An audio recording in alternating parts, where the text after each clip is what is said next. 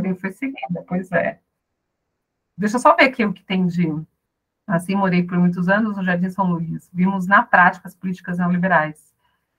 Vejo de perto a violência que perdeu muitos amigos. Pois é, eu acho que todo mundo que morou nas periferias da cidade, né, e na região metropolitana, né, teve amigos e parentes mortos, né, durante esse período, né, além das memórias mesmo que a gente tem, né, de corpos, enfim, essa morte, essa violência muito presente, né. Já estou acabando aqui o slide. E aí, um pouco trazer, para fechar um pouco, porque para a gente não ficar, né, nesses trabalhos que são canônicos, né, sobre violência, assim, mas como o gênero é fundamental dessa dinâmica, né? Então, Adriana Viana e Laura Lovenkron, elas têm um dossiê sobre Estado e violência, que é bem interessante, e tem várias autoras que estudam favela no Rio de Janeiro, que estão trabalhando numa perspectiva de gênero para pensar a violência, né? Então, o gênero é uma dimensão fundamental para compreender não apenas a reprodução da própria necropolítica, como também os seus efeitos, agenciamentos e resistências profundamente generificadas que ocorrem em seu espectro. Então, alguns trabalhos têm buscado compreender as dinâmicas de territórios militarizados e alertam para como o gênero é a dimensão fundamental da análise do que se nomeia como guerras.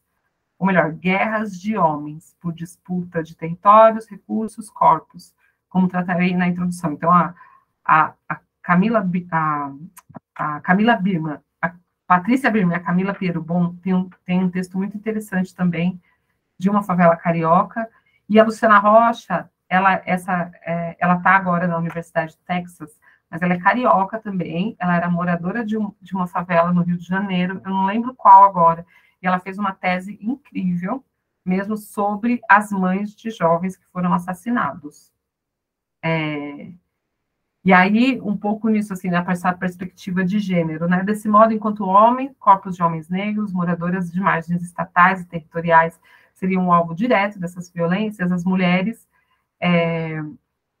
seriam um receptáculo do sofrimento, do luto, do trauma e de múltiplas sobrecargas financeiras e emocionais geradas por perdas e também por prisões.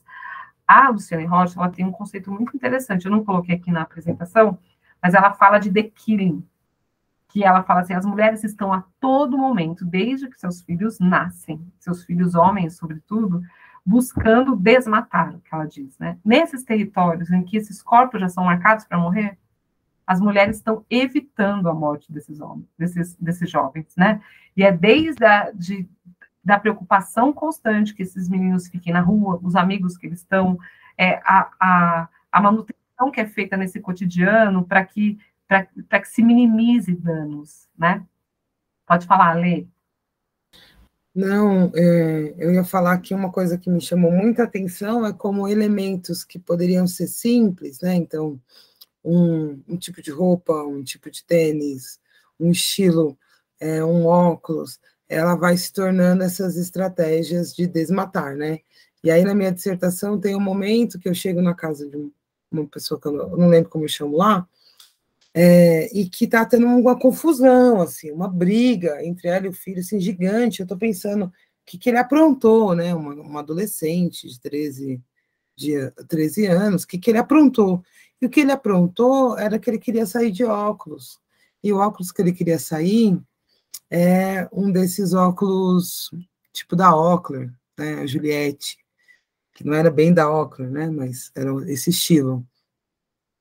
E aquilo virou um grande conflito, e o conflito era, você segura essa marimba? Você dá conta disso? Você não dá conta disso. E por quê? Porque aquele símbolo pequeno do óculos, ele tinha uma expressão social e um risco, né, de um menino negro e, né, tá ali em trânsito com aquilo, de ser parado pela polícia, né? Então, como ela ia lidar com isso? Assim como o dia que ele chega em casa e fala, mãe, eu vou correr. Eu vou sair para correr todos os dias. E ela fala, correr? Vai correr aonde? Não, vou correr na pracinha aqui de baixo. Vai correr coisa nenhuma. Vai correr nada, tá doido? O menino preto correndo por aí, tá doido? Entende? São estratégias de desmatar. E tem também, por outro lado, essa crueldade, né? De você ir informando ao outro um mundo de impossibilidades. E é isso que vai ser o letramento racial. Né? Esse mundo de impossibilidades que é transmitido. Deixa eu aproveitar esse comentário da Lê. Essa semana eu vi um menino que faz talk show, um menino preto do Rio de Janeiro, falando exatamente sobre correr. Ele fala que, aí eu vou mandar para vocês aqui no link, mas ele fala isso, ele fala assim, imagina eu saindo para correr por aí, a polícia me para, eu falo, eu tô fazendo o quê? Jogging. Muito bom o menino falando, vou mandar para vocês. E aí, é exatamente isso, assim, né, como que você vai fazendo com que os riscos sejam menores, né? Uma das pessoas do meu campo também, assim, ela tem 4 filhos, e os 4 filhos são envolvidos, né? Essa palavra envolvimento, né, todo mundo sabe, né? Eles são envolvidos, só um que casou, ela usava o negocinho dele lá, ele usava cocaína, mas isso não atrapalhava o cotidiano dele, né? Os demais, um estava preso, o outro tinha acabado de sair, e o outro tinha uma dependência muito forte de drogas. Ela não saía do bairro. Então, a gente, como era um grupo de mulheres que estavam vinculados a um grupo de luta de mulheres contra o desencarceramento, um dia, a gente fez um churrasco, reunindo várias mulheres da cidade de São Paulo. Ela especificamente não foi, e aí uma amiga falou, não, ela não sai do bairro, porque ela fica sempre lá, porque ela está sempre monitorando o que pode acontecer com os filhos, né, porque para ela, assim, o desespero dela sair e um filho ser preso, ou acontecer algo pior, né, então ela tem várias estratégias, assim, de no cotidiano, ela tentar cuidar, né, da vida desses filhos. E aí, o que a gente, né, o que a gente falou agora, mas juntando também com o que a gente disse na última, que a gente conversou no último dia, né, do curso, é um pouco assim, tá, a gente tem a necropolítica, a gente tem a força repressiva do Estado e uma força, vamos dizer, reativa do crime, né, mas não tão polarizado assim, né, que são forças masculinas que estão produzindo esses territórios. Mas a gente também tem a força produtiva feminina produzindo esses territórios, né? Que é essa na perspectiva do cuidado. Se a gente olhar, desde o que a gente vem discutindo ao longo desses 4 dias, sobretudo do encontro anterior, do trabalho que a Lê apresentou, é uma atuação efetiva das mulheres, né, em manter a vida.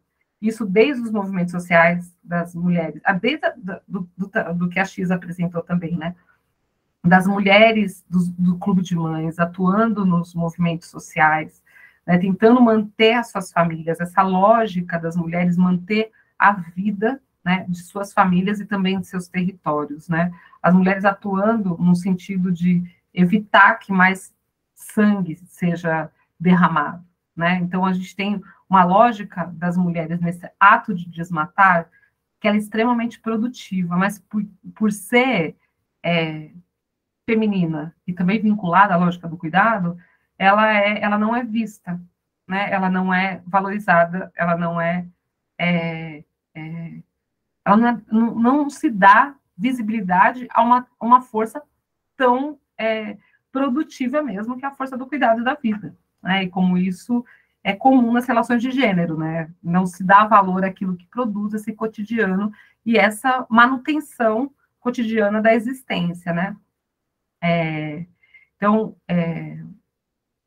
argumento que a necropolítica que forja essas margens produz efeitos para muito além do corpo que é abatido. O trauma da violência, o medo que ela se repita, a destruição de mundos pela morte das pessoas amadas, são dimensões do evento que se infiltram no cotidiano, nas subjetividades, nos corpos, nas relações, nas famílias e nos territórios, dificultando a construção de mundos. Sendo assim, esses efeitos são como venenos que arruinam famílias ao longo do tempo. Entretanto, então é isso, né? O argumento essa violência, né, que a gente fala das prisões, dos homicídios, né, das atividades criminosas, da tortura, da vigilância ostensiva, produz efeitos no cotidiano das pessoas, né? Que é o medo, o trauma, né? O luto depois de uma perda, né? A dificuldade de você reconstruir, porque você não está simplesmente, não foi um evento que aconteceu na sua vida e depois desse evento você vai reconstruir a sua vida numa condição de segurança. A partir do momento que uma família perde um jovem, ou esse jovem vai preso, toda a família é criminalizada, e não só pelo Estado, mas também pela vizinhança, né? Então, como a gente disse no encontro passado, uma mulher é culpabilizada por conta do envolvimento do filho pelo próprio marido, muitas vezes, né? Pela própria família. A dificuldade de você se reconstruir num contexto onde a violência pode acontecer novamente, né? Então, quando o filho vai preso, ele volta para casa, o risco é muito grande dele voltar a ser preso ou acontecer coisa pior. Então, é um contexto de constante medo, né? De constante insegurança, e isso faz com que o futuro dessas mulheres esses projetos de futuro ficam sempre comprometidos, né? Porque é difícil mesmo você produzir um projeto de futuro, sendo que a possibilidade de que a dor se repita, ela é constante, né? E aí, eu coloquei eu não coloquei o outro trecho, mas o outro trecho é exatamente isso, né? Mas mesmo assim, essas mulheres estão tentando produzir vida nessas brechas, né? Então, uma das minhas interlocutoras do campo é muito interessante, assim, é muito interessante, é muito dolorosa, mas a força que essa mulher tem para garantir a vida, né? Que na tese, eu chamo ela de Aurora, é exatamente porque ela teve 2 filhos mortos, o neto preso, e essa mulher está continuamente atuando no sentido de conseguir fazer com que a vida continue, né? Que a vida renasça em cada uma das suas netas, a partir do cuidado, ela vai produzindo sentido para a sua vida a partir dos que ficaram, né? Não que todo mundo consiga isso, não que todo mundo faça isso, mas o que eu tento argumentar é que essa produção de vida, ela é muito informada por gênero, né? E aí é isso, gente. Aí essas 2 últimas imagens aqui, essa imagem aqui que a gente começou, é uma imagem que eu acho que sintetiza bastante o que a gente conversou nos últimos... eu não sei se dá para ver direito, assim, mas aqui foi o vídeo, acho que dá para ver melhor.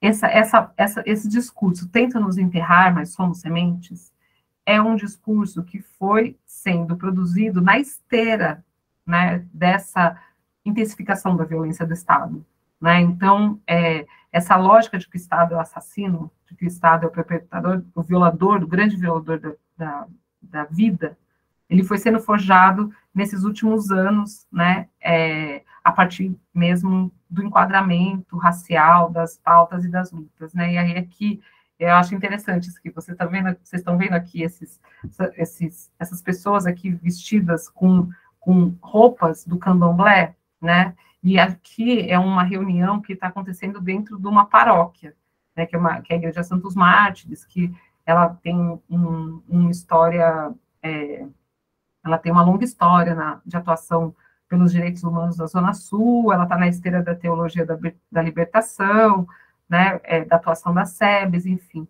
Mas você tem novos sujeitos, inclusive no campo religioso, que têm mobilizado outros marcadores sociais, né? Então, a religiosidade afro-brasileira, né, tem sido também uma linha, né, de atuação política também, né, uma atuação mais presente dessas religiões, assim como jovens negros nas periferias que têm se constituído aquela ideia do Tiaraju, né, por mais que tenha críticas, né, a essa ideia de sujeito periférico, você tem uma produção de uma identidade periférica cada vez mais informada por raça, gênero e sexualidade, que tem produzido essas pautas e estão todas elas conectadas a essa violência do Estado, né?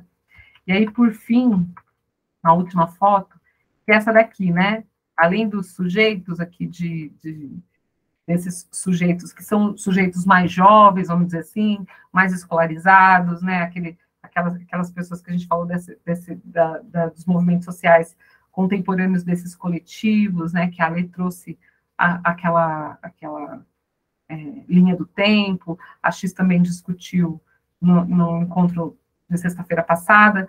Aqui a gente tem as mulheres, né, e homens, tem um homem, né, mas normalmente é assim, quando tem um ou dois homens, mas são as mulheres que têm se engajado nessa luta, né, essa foto também é aqui a foto que eu mostrei para vocês é do Tribunal Popular, que aconteceu no final de 2016, ou final de 2017.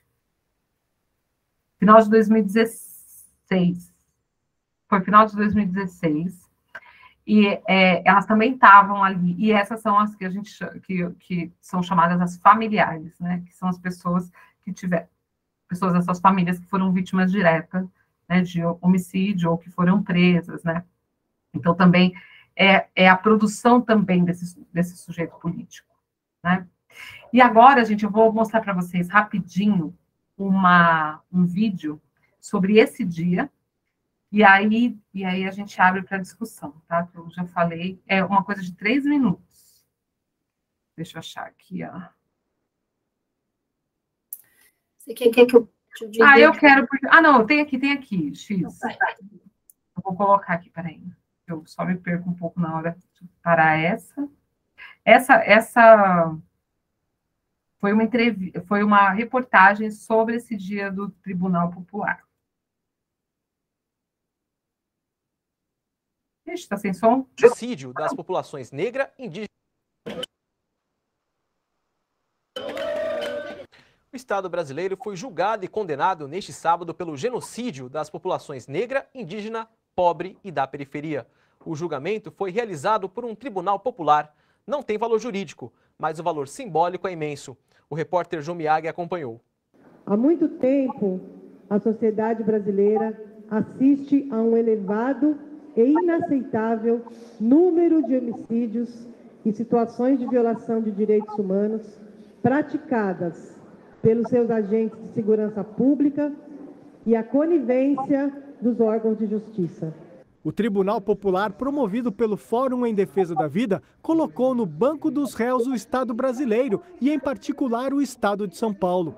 As denúncias foram de genocídio dos negros, indígenas, pobres e moradores das periferias. A violência, né, o racismo institucional, as chacinas, né, as abordagens violentas. Nós lutamos contra a impunidade, queremos o fim da militarização da polícia, porque nós estamos num Estado democrático. Queremos a independência do Instituto Médico Legal, para que realmente a investigação seja imparcial.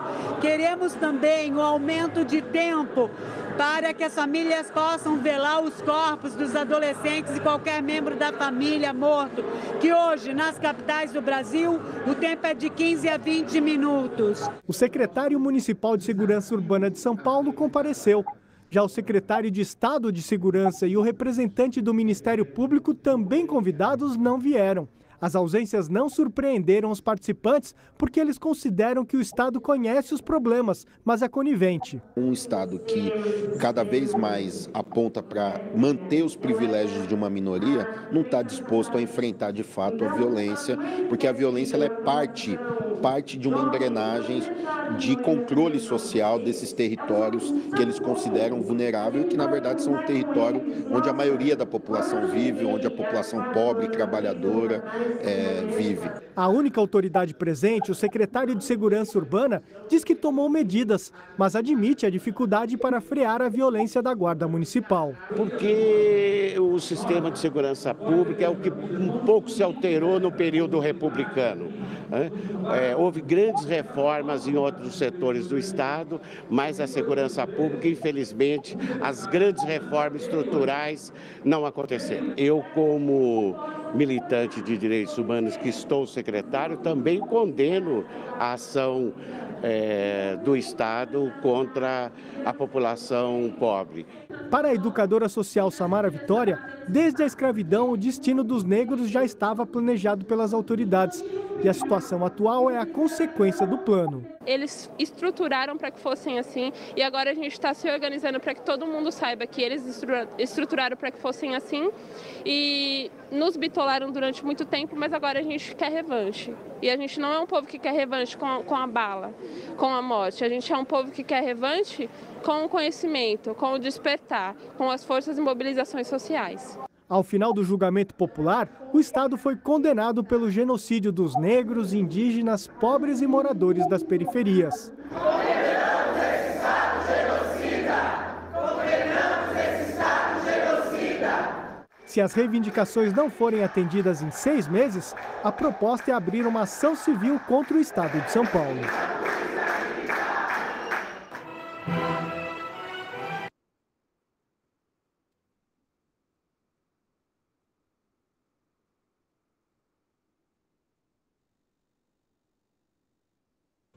Bom, algumas coisas mudaram de lá para cá, mas isso fica para outro curso.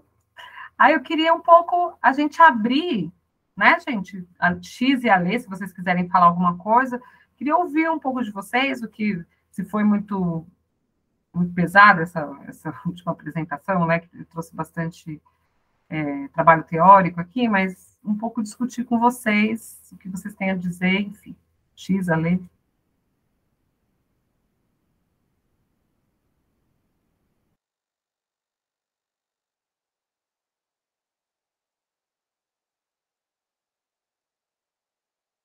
Vai, Leito, eu sei que você quer falar. Pode ir, tô te ouvindo.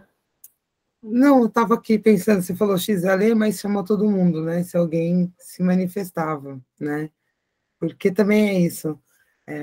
Eu revendo esse vídeo, é interessante, né? Porque eu fiquei olhando as pessoas presentes, né? Como de 2017, final de 2016, não sei bem, para cá, como os rumos dessa discussão foi ganhando outros contornos, né? Eu estou aqui ainda meio mexida com pensar nisso, assim. Talvez porque esse ano, aí eu vou revelar algo que tem mexido bastante. Esse ano fez várias coisas, comemorou 10 anos, muitos anos, né? E aí, Capulanas, fez 10 anos do espetáculo Sangoma. Estava vendo um vídeo hoje de resgate, né, dessa memória. Fiquei pensando sobre essas alternativas, né? E em 2000, acho que acho que no mesmo ano, talvez 2017, a Fala Guerreira fez uma revista em homenagem a Mães de Maio, né? E aí mobilizou outras, né? Mulheres que também se colocam nessa luta contra a violência de Estado. E esse é um lugar, assim, do ativismo dos mais duros, né? Então, a gente já teve companheiras como a Alessandra, do Moinho e tantas outras. Para quem não vai pular carnaval, gente, é a última semana do espetáculo da Capulanas do Sesc Belenzinho. E aí, fiquei, por exemplo, a Alessandra, que eu estava falando, que chegou a ser presa, né? Outras companheiras da Mãe de Maio também. Então, sei lá, fiquei pensando nisso e olhando aquela composição, né? Também, por exemplo, as pessoas de matrizes africanas que estavam nesse encontro se organizavam em torno de um fórum em que podia trazer esses debates, né? E de certa forma, um dos efeitos e uma das destruições do governo Bolsonaro foi, de certa forma, criar uma desesperança, né, em torno dessas articulações. Então, olhando ali o Décio, a Ike Lúcia, e pensar que esse momento do ativismo, né, de diferentes articulações e de talvez aproximar pessoas que estavam em outro campo de atuação em torno de pensar e tentar intervir contra essa política, essa necropolítica, né, no nosso território. Nossa, me pegou bastante. Acho que a gente está em 2023, nos anos das memórias, né?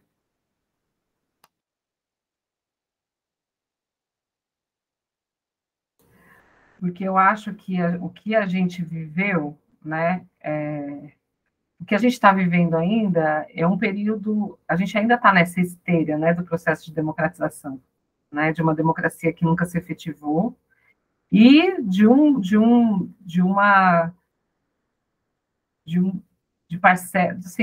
população muito conservadora e violenta, né?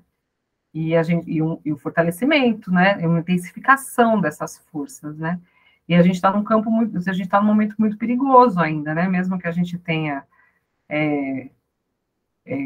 vencido as eleições, assim, a gente tem forças políticas que atuam no sentido mesmo de garantir o extermínio, né?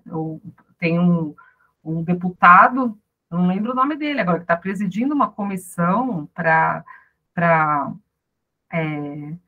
defender garimpeiro, gente, frente a um genocídio tão declarado contra os Yanomami. Então, assim, esses últimos anos a gente teve o fortalecimento dos discursos contrários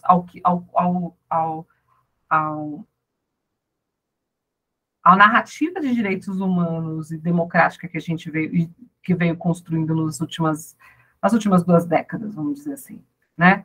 A gente estava em meados de 2015 ali, achando que nossa perspectiva era, a gente foi até aqui, a gente tem que ampliar direitos. Aí, de repente, desde o golpe da Dilma, a gente viu um retrocesso de direitos e forças se fortalecendo e emergindo de uma forma muito dramática, né? Hoje, realmente, a gente tem a necropolítica legitimada por parcela considerável da população. Parcela considerável da população acha que não há nenhum problema de matar um jovem porque ele roubou o celular. Isso é como se fosse, tem que matar. Você não tem. Antes a gente tinha condições de fazer uma crítica contra o encarceramento em massa, inclusive nas periferias. Sim, a gente conseguia pautar a questão do punitivismo, a questão do encarceramento em massa, a desmilitarização da polícia. Imagina, a gente estava falando em desmilitarizar o Estado, o governo federal, a gente vai falar de desmilitarizar a polícia? Assim, é um retrocesso, né? A gente nem fala mais de desmilitarização de polícia.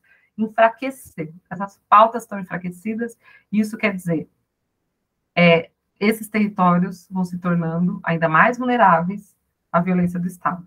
Mas também a gente vê que também existe muitas instituições, eu acho, assim, não sei o que vocês acham, aderiram também a uma crítica à violência do Estado, como não tinha antes. Hoje você tem a TV Globo denunciando violência policial, né?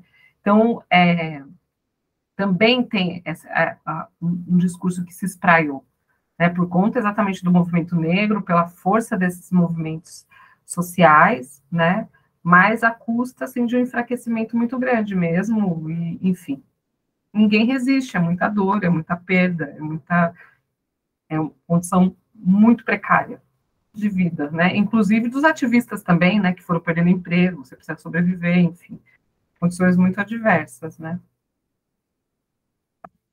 Rafaela. Oi, gente, boa noite. Eu queria falar que você perguntou, né, Milena, sobre se foi muito pesado. É pesado, né? Não tem como, mas assim, eu gostei muito dos materiais curados por vocês, das apresentações.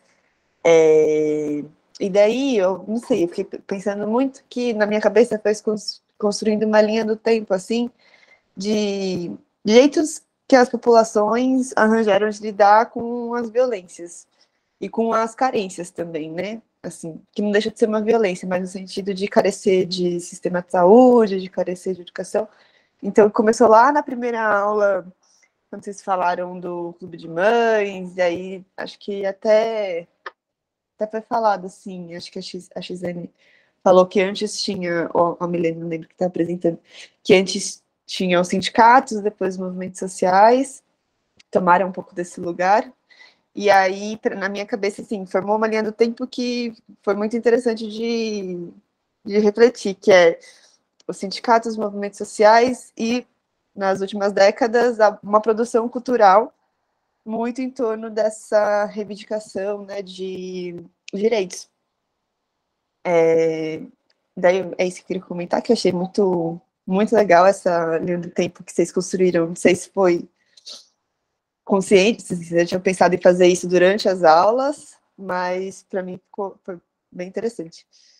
E daí, outra coisa que eu queria comentar, e daí emendar numa pergunta para vocês, é que, embora, assim, eu concordo que a Rede Globo tem mudado, inclusive eu tenho assistido muito, assim, para ver as coisas e tal, e, sei lá, embora tenha, né, na mídia, acho que em várias, não só na Globo, mas rolou uma mudança, eu acho.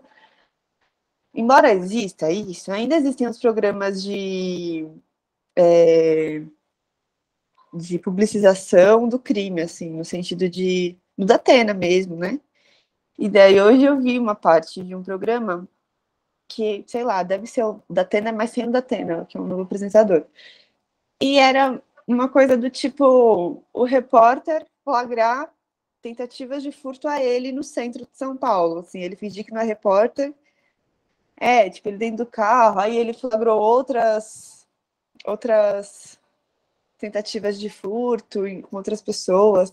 O Alejandro disse aqui que, mesmo que não estivesse na mídia de massa, nas redes sociais é bunda. Pois é, assim.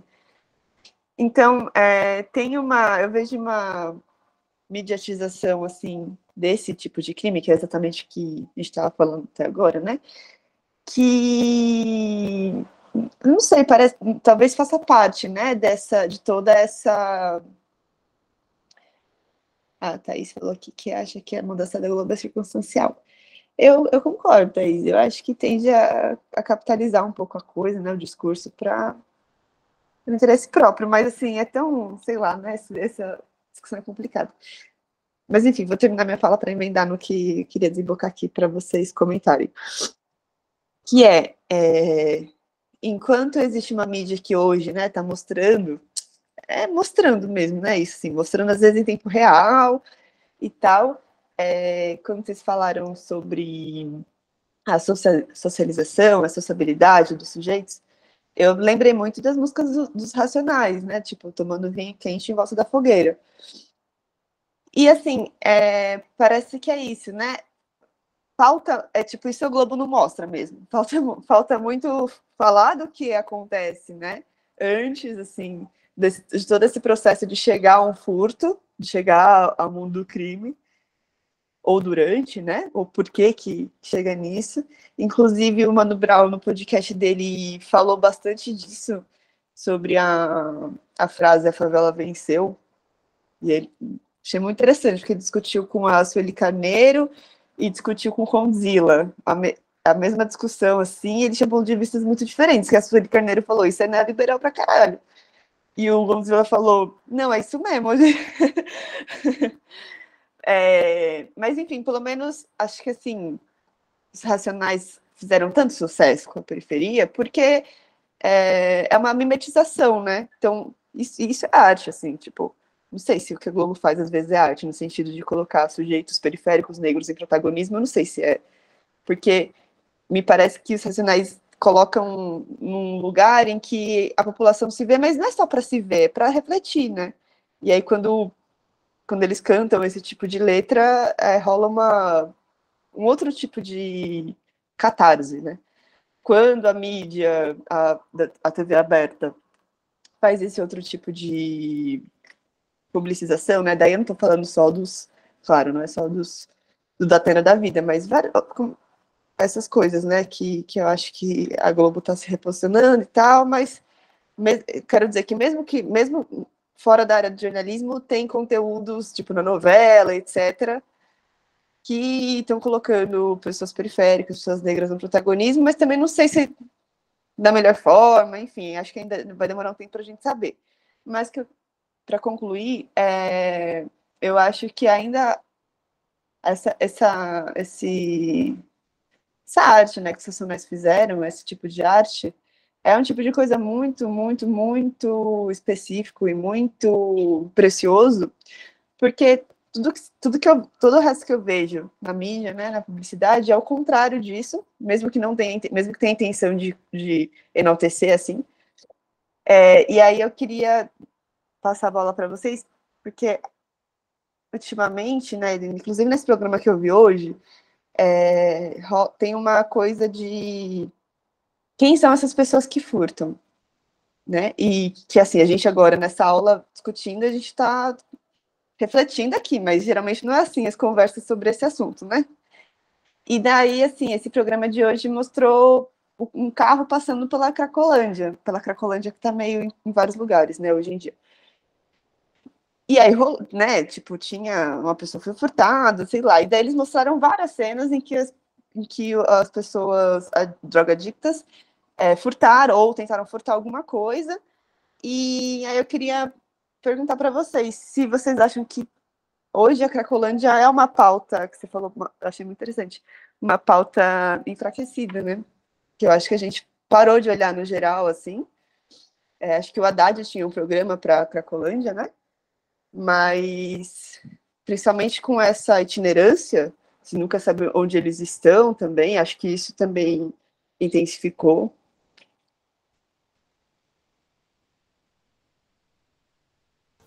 Vocês querem falar alguma coisa, Lei X? Depois eu reajo. E se mais alguém quiser falar alguma coisa? Não, eu só ia falar que o programa da Prefeitura do Haddad chamava de Braços Abertos, era o DBA, que era um programa para... Eu acho que isso é uma questão, assim. Não sei se a Cracolândia é uma pauta enfraquecida, mas mas, enfim, acho que a gente, né, ninguém tem dúvida de que não existe política pública para vícios graves em drogas. Acho que no Brasil, né? Então não existem, assim. Ou a gente tem a internação compulsória em clínicas evangélicas, em geral privadas, ou a gente tem o abandono completo, como é o caso da Cracolândia, né? A família sozinha não dá conta e o Estado desampara completamente. Acho que a gente não tem aí uma situação que é catastrófica, né? Nesse quesito especificamente. Mas... E aí, isso, droga é caso de polícia. A gente tem... E aí, acho que é uma crítica que a gente pode... Por mais que na prefeitura do Haddad tenha tido avanços, se a gente pensar o governo, os anos PT, foi no período PT que os presídios se federalizaram, que o número de presídios cresceu muito, né? A gente passou... Eu não vou saber de cabeça, mas eu tenho uma ideia que acho que são de 200 mil pessoas presas a 700 mil pessoas presas no governo do Lula, né? Não chegou nem na Dilma, sabe? Então, a gente se tornou uma das maiores... de uma sociedade... Então, quando os direitas falarem para você que o Lula vai, né, passar a mão em quem rouba celular, não é verdade. O governo Lula construiu mais prisões na história do Brasil. O governo que mais construiu prisões, que inclusive criou a Polícia Pacificadora, as UPPs. O mestrado da Marielle é sobre as UPPs, né, sobre o impacto das UPPs. Então, uma série de políticas de segurança que foram desastrosas. Não sei, acho que, tipo, enfim, acho que é um cenário muito complexo e que a gente, e que no Brasil se trata só com repressão e violência. Então, a gente ter, por exemplo, na campanha eleitoral, uma pessoa debatendo se é bom ou ruim ter câmera no uniforme dos policiais, é uma coisa muito, sabe, tão ridícula, porque nem a direita consegue mais defender a retirada de câmeras dos policiais, porque o número de morte de policiais diminuiu. Sabe, assim? Então é uma coisa tão absurda essa sanha assassina mesmo, assim, né? Essa coisa de, tipo, tem que dar arma para todo mundo, assim, é injustificável em termos científicos. A gente não precisa nem ser de esquerda, você pega os dados, é claro que os números, né? A gente sabe que a estatística é a ciência de torturar os números para dizer aquilo que a gente quer que ela diga. No entanto, porém, todavia, é isso, tipo, acho que a único deslize, assim, a única vez que a candidatura do Tarcísio tremeu nessas últimas eleições foi nesse tópico, porque nem a direita consegue mais defender esse tipo de coisa, né? Por mais que a direita defenda, sim, coisas muito genocidas, coisas, né, políticas públicas muito violentas, defenda muito o armamento da população, todas essas coisas que a gente sabe que são muito perigosas. E, não sei, quem consegue acompanhar o noticiário de outros países, né, como os Estados Unidos, que tem uma legislação de arma muito mais aberta que a nossa, vai ver que a quantidade de mortes ligadas a essas armas que são, né, liberadas para a população é enorme, né, das crianças que entram na escola atirando, enfim, né, dessas situações horrendas. E, inclusive, para a gente, né, que estuda mais teoria feminista, estudos de gênero, o quanto uma pessoa com uma arma dentro de casa é uma ameaça muito grande para a própria família. Então, um número muito grande de mortes de mulheres com seus maridos e companheiros armados. Então, enfim, eu acho, não estudo violência especificamente, mas eu acho um tema fascinante, porque ele joga para todos os lados, assim, né? A gente tem que ter uma política muito ampla que vem em diversas direções, que precisa de política social, que precisa de política educacional, que precisa de, enfim, sabe? É uma coisa muito de política antidroga que seja não só repressão e proibicionismo, sabe? Uma coisa que é muito, muito ampla mesmo. É difícil, viu? E também porque segurança foi um dos temas quentes a partir do ontem. E a segurança em vários sentidos, né? A segurança da família, a segurança dos limites de gênero, né? O que é bandido. Então, assim, esses 4 anos, mas o Bolsonaro também se constitui nessa esteira do medo, né? E da constituição desse perigo, o Bolsonaro se constitui nisso, né? O bolsonarismo foi produzido o Bolsonaro foi produzido pelo bolsonarismo que antecedeu, né? E aí é exatamente isso, assim, a gente tem a esquerda não olhava para essas pautas, né? Acho que foi difícil, inclusive, né, Alê, você fazendo essa linha do tempo, e é isso mesmo, e a gente ainda não elaborou direito uma análise desses últimos 10 anos, mas os esforços desses coletivos de jovens que estavam enquadrando o Estado como genocida, era convencer essa esquerda tradicional de que isso era uma pauta. Então, o interessante desse evento que aconteceu, que eu mostrei para vocês, era a gente convencer a galera do Fórum em Defesa da Vida que a gente estava levantando a bandeira de desmilitarização, porque a esquerda era punitivista no sentido da prisão, né? E da militarização da polícia, né? Porque era outro registro de relação com o Estado. A gente tem um movimento social que é forjado aí nos anos 2000 e 2010, onde, por conta do movimento negro também, você tem um discurso mais definido do que se quer, né?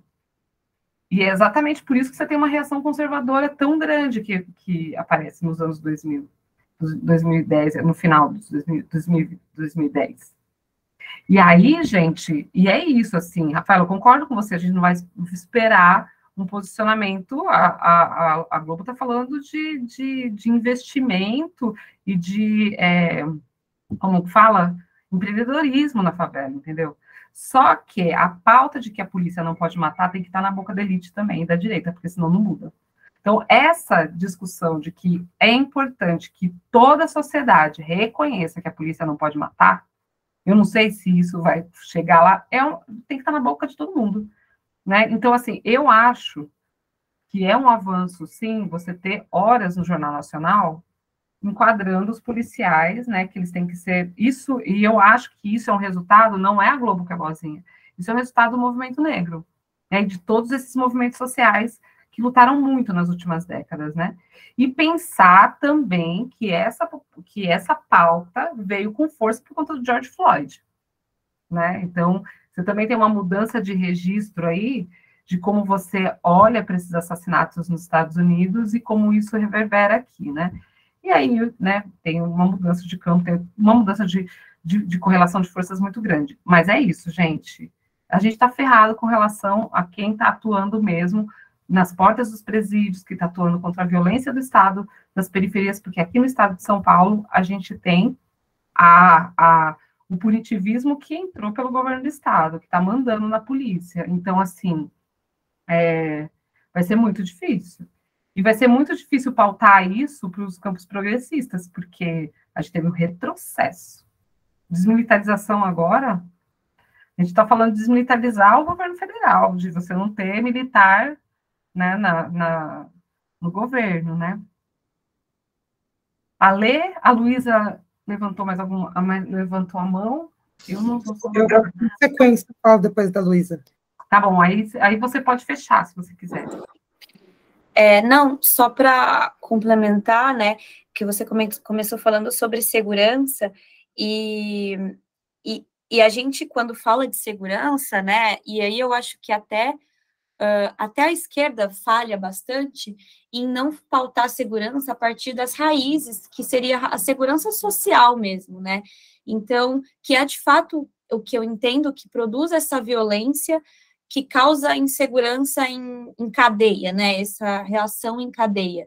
E aí eu sinto que até na esquerda, quando a gente está pensando, tipo, até quando a gente pensa em programas sociais, essas coisas, pelo menos pelo que eu tenho percebido, né, na minha bolha, é muito pautado, tipo, fica muito focado em, pessoas do Nordeste, pessoas que estão passando fome, tipo, sabe, uma ideia muito, como se fosse algo muito distante, né, aqui na minha visão, bolha paulista, né, aquela coisa. Mas a gente não pauta que, tipo, por mais que os programas sociais federais, eles sejam importantes, mas a gente precisava ter coisas, inclusive, a nível estadual e municipal também, porque o custo de vida é outro, né, quando a gente pensa. E quando a gente pensa em Bolsa Família, por exemplo, né, e tal, ele não leva isso em consideração, ele dá um valor ali igual para todo mundo, com outros critérios, né, que não levam em conta esse contexto da cidade onde a família está ali inserida. E eu acho que isso também, essa questão da segurança social era algo que a gente precisaria pautar num nível territorial, São Paulo, né? Pensando em São Paulo, nesse sentido, assim, né? Vocês acham que faz sentido?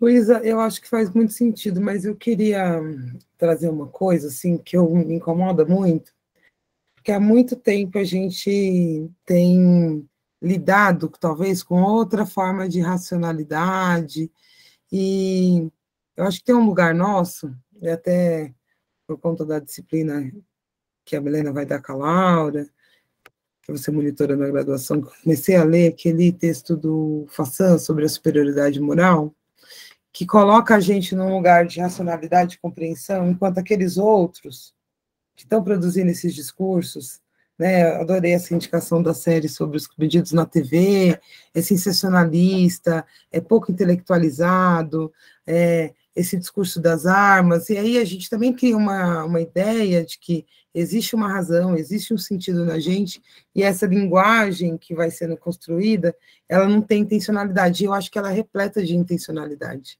né? Os programas de TV sobre a Cracolândia, falando o que já apareceu aqui que a Fala trouxe, ele tem muita intencionalidade, porque a cada programa, cada nova aparição é um problema sem solução.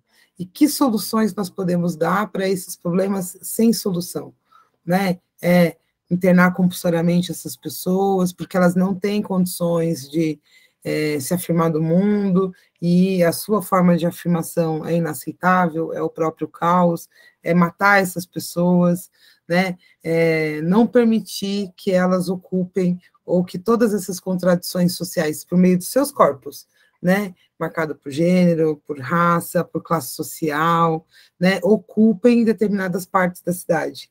Né? Então, existe uma concentração de Cracolândia aceitável e as novas concentrações inaceitáveis, né, e que fala quantas pessoas de bem ou, né, aceitas não conseguem mais viver sua própria vida, e aí coloca quem está ali vendo num lugar de o que a gente faz para resolver esse conflito, sabe?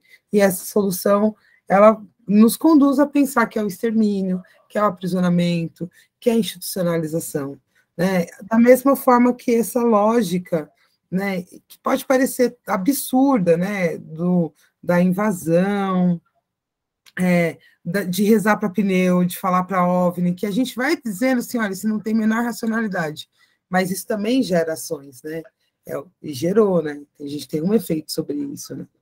E, então, eu fico pensando muito que talvez a gente tenha uma expectativa de um tipo de direita que não cabe nesse padrão, então isso é um absurdo, porque nós somos estudados, nós sabemos, nós entendemos, eles não sabem, mas eles estão criando muitos efeitos a partir disso, né? Então, acho que tem uma racionalidade e tem um sentido. Aí a Milena falou para mim encerrar, e eu queria encerrar com um trecho. Antes de você encerrar, eu queria só falar uma coisa sobre isso. Pode falar. Sobre criarem uma racionalidade e um sentido. Vou voltar aqui para o meu campo de estudos. Se vocês repararem, se vocês assim tiverem esse azar de assistir esses programas com uma certa frequência, esses programas violentos da tarde, né? Notícias populares versão digital, vocês vão ver que tem sempre, todos os dias tem um caso de violência contra a mulher. Todos os dias. Pode ser o mesmo caso, ou pode ser um caso diferente. Se tiver um caso de violência intrafamiliar de casal de lésbicas, ainda melhor, porque aí é o mesmo caso a semana inteira. Por quê? Né? Entra nessa construção de narrativa que a Alessandra está contando aqui.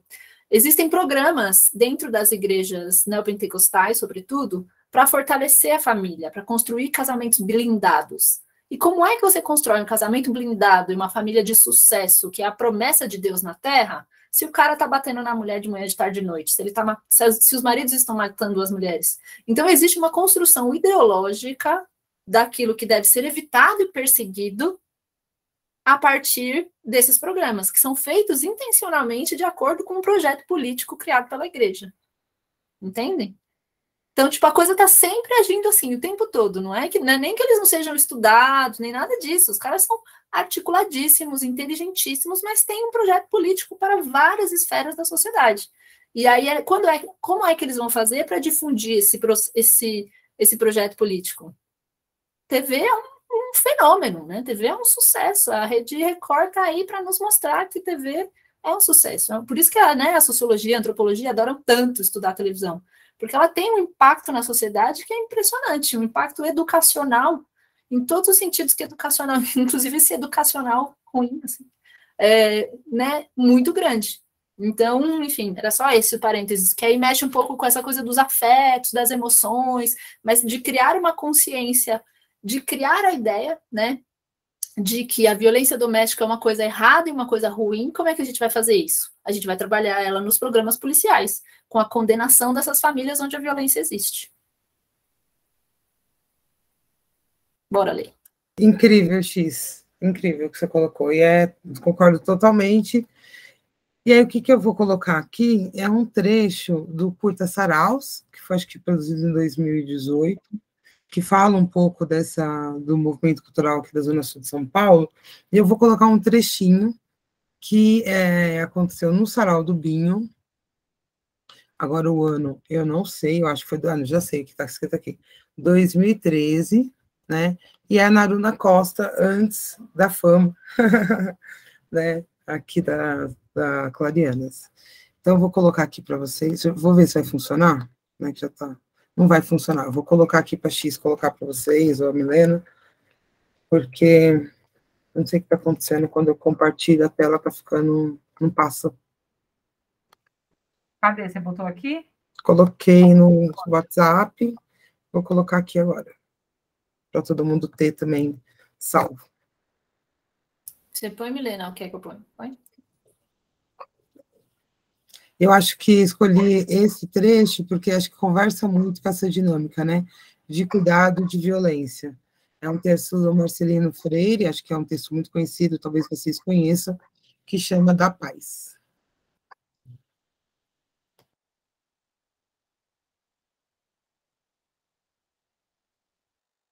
O seu tá com delay, Ale? Ou tá Não sei. Eu tô com delay? Não, eu tô falando que o videozinho, o seu, que você mandou, o seu tá, não, o que eu tô começando aqui, ele tá com delay. Olha, o vídeo não tava com delay, mas às vezes, por causa da internet, né? O meu tá com delay, você quer tentar? X, tenta você. Amo esse vídeo, Alessandra. Obrigada. Vídeo, gente. Eu acho que a gente pode encerrar com ele. Acho com ele. Traduz muito o que a gente discutiu nesses 4 dias. Eu adoro Naruna Costa, não conheço pessoalmente, mas adoro. E eu adoro esse vídeo. Eu também. Por essa Imaginava. Momento.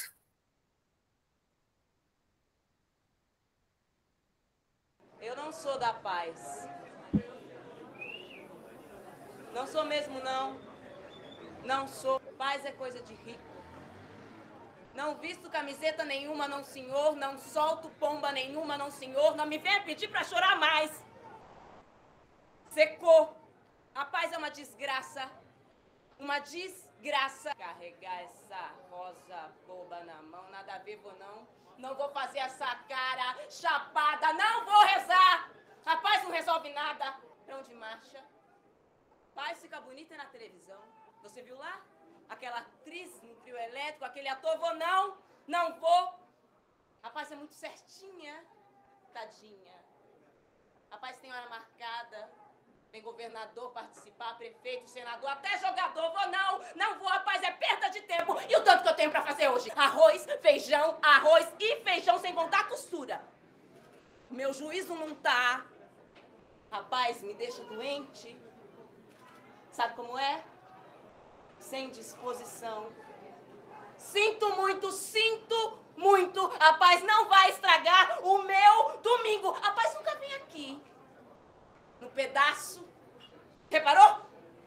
Ela fica lá, ó. Lá. Tá vendo? Um bando de gente dentro dessa fila demente, rapaz. É muito chata. Mas não fede nem cheira. Mas parece brincadeira. Mas é coisa de criança. Tá aí uma coisa que eu não gosto. Esperança. Rapaz, é muito falsa. Rapaz, é uma senhora que nunca olhou na minha cara. Rapaz, não mora aqui no meu tanque. Rapaz, é muito branca. Rapaz, é pálida. Rapaz, precisa de sangue. Já disse, não quero, não vou a nenhum passeio, nenhuma passeata. Não saio, não movo uma palha, nem morta, nem capaz vem aqui. Bater na minha porta, eu não abro, eu não deixo entrar. A paz está proibida. Proibida. A paz só aparece nessas horas em que a guerra é transferida. Agora é que a cidade se organiza. Pra salvar a pele de quem? A minha que não é.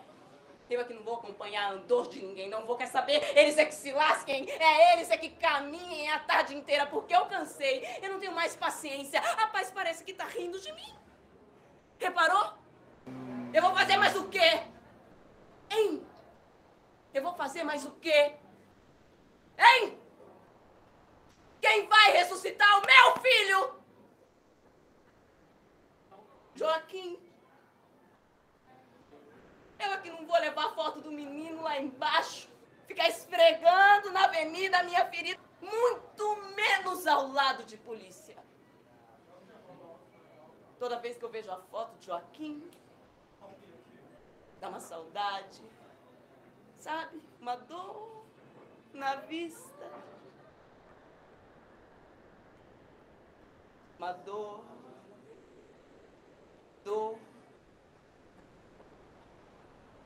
Ai. Ai. Ai, a minha vontade é de sair gritando, urrando, soltando tiro. Juro, meu Jesus, matando todo mundo. Eu matava todo mundo. Todo mundo, pode ter certeza. Mas a paz é que é culpada. A paz é que não deixa.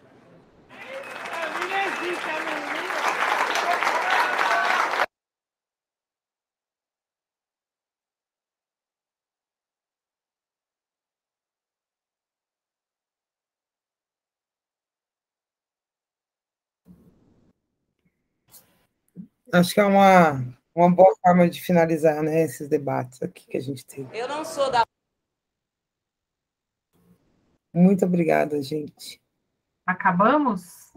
Gente, muito legal. Legal vocês estarem com a gente. É uma oportunidade, na verdade, é a primeira vez que a gente dá um curso dos nossos trabalhos, também para a gente foi muito importante, né? E a gente tá aí começando, né? Obrigado eu adorei a expressão da Milena no navegar aqui nos comentários. Obrigada por entrar nesse barco com a gente, né? Pois é. Enfim, Teve uma boa adesão, sexta-feira de carnaval, tem bastante gente, muito legal. Sei lá, espero que a gente se encontre por aí, nos debates, na vida, nas encruzilhadas. Espero que a gente tenha um governo progressista que realmente esteja à altura das nossas esperanças, né? E que a gente possa, sei lá, parar de ter medo de ter kit gay na escola e possa discutir políticas públicas de segurança pública sérias, assim, né? Coisas desse tipo.